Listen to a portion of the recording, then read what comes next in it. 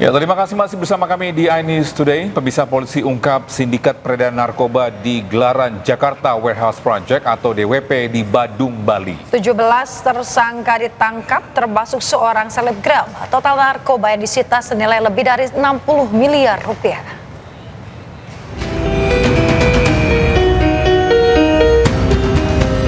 Polisi menangkap seorang selebgram wanita berinisial DF yang terlibat dalam jaringan narkoba di konser musik Jakarta Warehouse Project atau DWP di Taman Budaya Garuda Wisnu Kencana, Badung, Bali.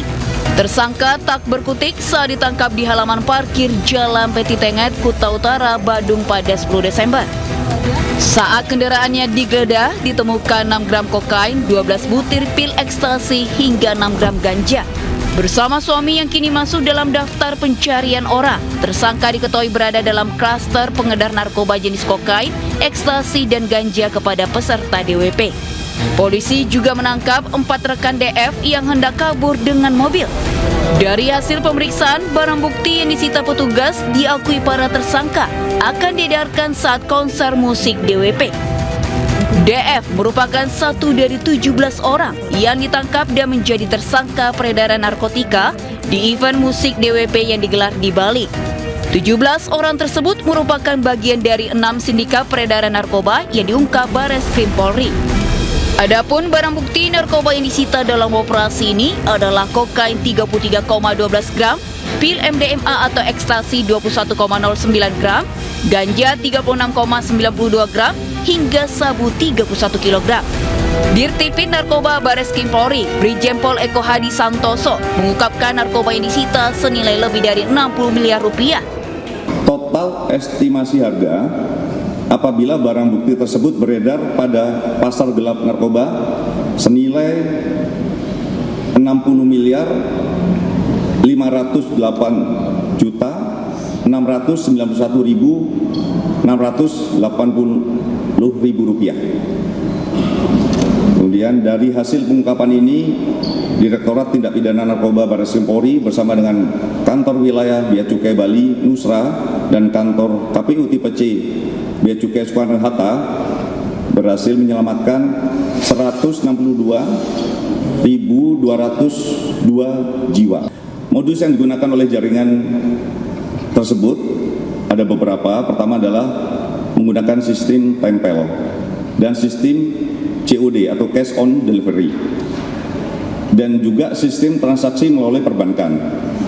Sistem tempel adalah suatu sistem di mana para pelaku peredaran narkoba akan meletakkan barang bukti narkoba maupun uang sebagai pembayaran di suatu tempat, lalu didokumentasikan melalui foto dan video serta diberikan keterangan lokasi. Bekerja sama dengan Kantor Wilayah Bea Cukai Bali Nusra, operasi pengungkapan dilakukan pada 9 hingga 14 Desember 2025. Selain menangkap 17 orang, polisi kini memburu 7 orang lainnya yang masuk daftar pencarian orang. Dari Bali dan Jakarta, Tim Liputan iNews melaporkan. Pemirsa, sidang lanjutan gugatan Citizen Lawsuit atau sidang gugatan publik terkait dugaan keabsahan ijazah Presiden ke-7 Republik Indonesia Joko Widodo hari ini di Pengadilan Negeri Solo ditunda. Ya, agenda persidangan yang memasuki tahap pembuktian dokumen, khususnya bukti surat terkait ijazah Joko Widodo sejak jenjang sekolah dasar hingga perguruan tinggi, diputuskan ditunda oleh Majelis Hakim.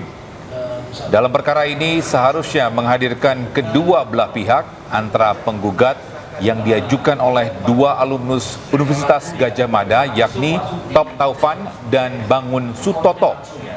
Sementara untuk tergugat 1, yakni Joko Widodo, tergugat 2, Rektor UGM Prof.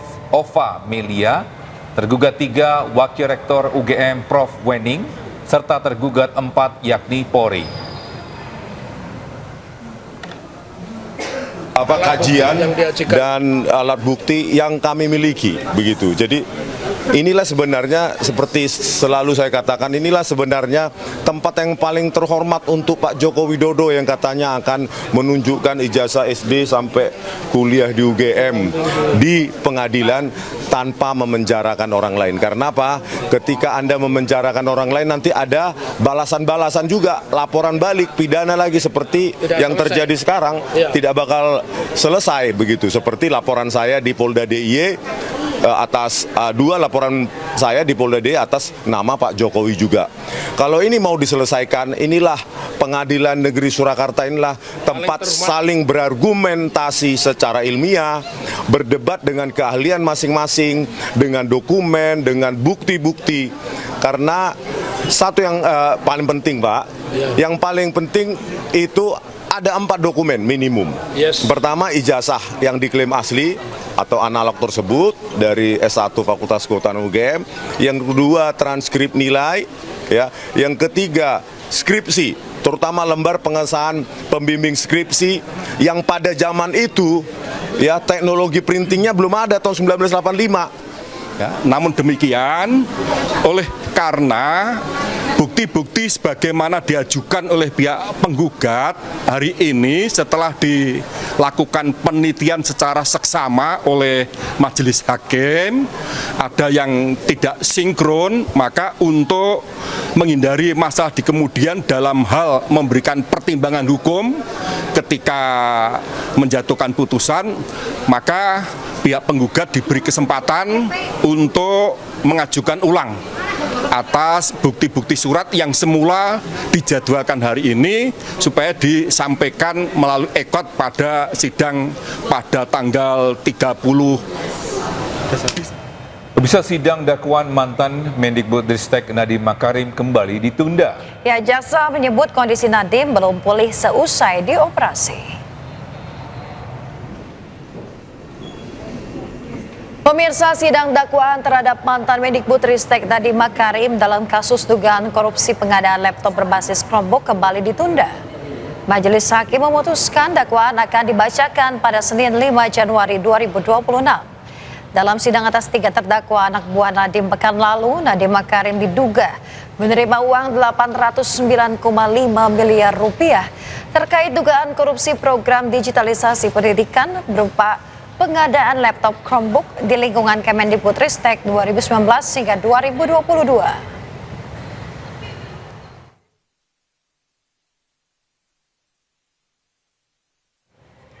Kita ke informasi lain, pemirsa, kesal lantaran tidak ditemui Wali Kota Bekasi, ratusan buruh tutup jalan protokol hingga sebabkan kemacetan panjang. Ya, ketegangan mereda setelah perwakilan buruh dapat bertemu dengan pihak pemerintah Kota Bekasi.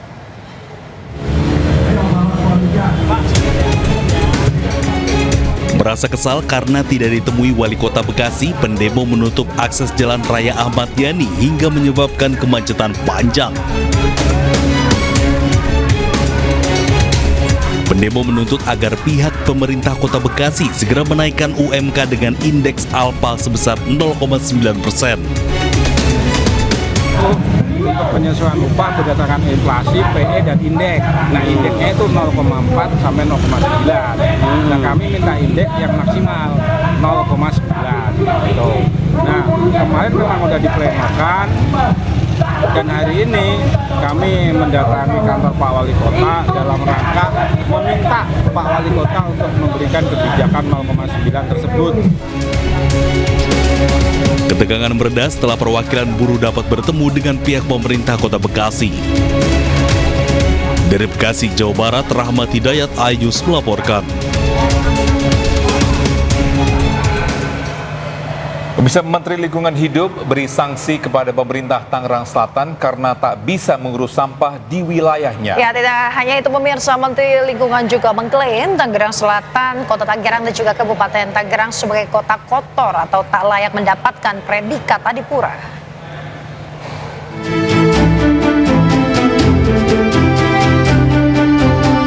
Menteri Lingkungan Hidup Hanif Faisal Nurofik berkunjung ke Tangerang Selatan guna membahas persoalan sampah.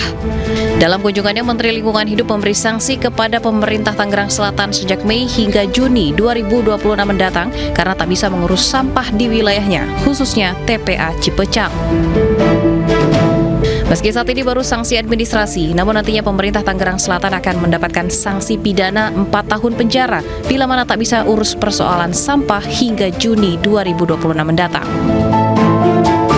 Tak hanya itu, Menteri Lingkungan juga mengklaim Tangerang Selatan, Kota Tangerang, dan Kabupaten Tangerang masuk ke dalam kota kotor atau tak layak mendapatkan predikat Adipura. Bagaimanapun juga berdasarkan Undang-Undang 18 2008 maka sampah menjadi tanggung jawab Pak Wali Kota. Ini ada pasal 40 yang di dalamnya ada ancaman pidana minimal 4 tahun. Jadi kami sedang juga dalami terkait konteks ini karena hukum kan tidak boleh dikesampingkan. Hingga kini kondisi TPA Cipecang masih ditutup dari penerimaan pembuangan sampah dan kini pemerintah Tangerang Selatan terpaksa memanfaatkan TPS 3R untuk menampung sampah-sampah dari masyarakat. Dari Tangerang Selatan, Banten, Nunung Purnomo, iNews melaporkan. Pemirsa, ratusan truk sampah menggeruduk kantor Gubernur Bali. Ya, aksi ini sebagai bentuk protes rencana penutupan TPA Suwung.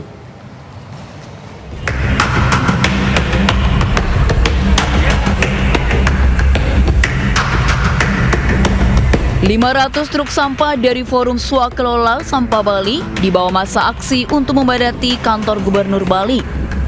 Aksi ini digelar memprotes rencana penutupan tempat pemrosesan akhir TPA Suwung. Massa menuntut TPA Suwung dapat ditutup setelah pemerintah melakukan persiapan dengan matang. Selain itu, massa juga mempertanyakan sikap dan meminta solusi tegas dari pemerintah terkait rencana penutupan TPA terbesar di Bali ini. Tidak hanya solusi, massa meminta akses jalan di TPA Suwung diperbaiki sehingga tidak terjadi antrian truk sampah. Sementara pihak Dinas Kehutanan dan Lingkungan Hidup Provinsi Bali mengatakan selama penutupan TPA ditunda, truk sampah masih diizinkan masuk ke TPA Suwung. TPA itu dibuka permanen sampai Visel itu beroperasi. 2 bulan itu kajiannya apa? Itu tidak masuk akal. Tidak menyelesaikan masalah. Yang kami nuntut adalah solusi. Besok pun itu tidak masalah, tapi siapkan pengganti yang pasti. Karena sudah ada surat menteri untuk relaksasi perpanjangan sampai 28 Februari, tentu teman-teman baik swakelola maupun plat merah yang berasal dari pemerintah Kabupaten Badung dan Denpasar diberikan akses dan kesempatan untuk membawa sampahnya ke TPA Suwung. Harapannya mereka clear tuntas membawa sampahnya ke TPA Suwung dengan treatment berikutnya. Penutupan TPA Suwung yang awalnya 23 Desember ditangguhkan oleh Kementerian LHK hingga 28 Februari mendatang. Penundaan penutupan TPA dilakukan setelah Bupati Badung dan Wali Kota Denpasar bersurat meminta relaksasi waktu. Dari Denpasar Bali, Indira Ari, iNews melaporkan.